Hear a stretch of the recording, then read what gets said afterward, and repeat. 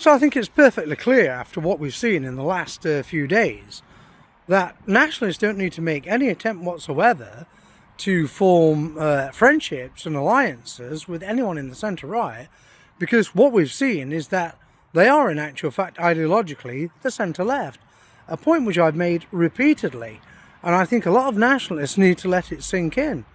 Look at the Liam Tufts interview with Steve Laws. Effectively, when did you have your epiphany moment and realise you were a racist? That's the far left speaking. Every single attack line that he used against Steve Laws in that interview was the far left speaking. And it's exactly the same with what Richard Imam and Paul Thorpe did on their little live stream rant about me. It's like, they're all racist. You know, you can't have an opinion that contradicts anyone in the so-called centre-right, because in truth, these people are not centre-right, they are actually centre-left, but they actually use all the strap lines and the attack lines of the far left. So I think we need to calibrate it even further in truth, in terms of what we've seen in the last 10 days, because are we really dealing with the centre-left or the far left?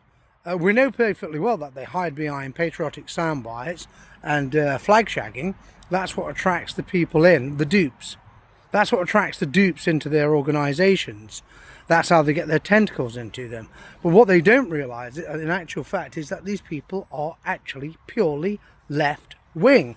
Anyone who wants to be an ethno-nationalist and stand for an ethno-nationalist position and stand on a white supermajority ticket, which is what we do, you're a racist. When did you have your epiphany moment? When did you realise you're a racist? I mean, in some ways, they're actually worse than the far left. I suggest you take a damn good look at these people, study them in detail, like I have, and you'll see quite clearly that in many cases they are actually worse than the far left, and that, in truth, they are doing the work of the left.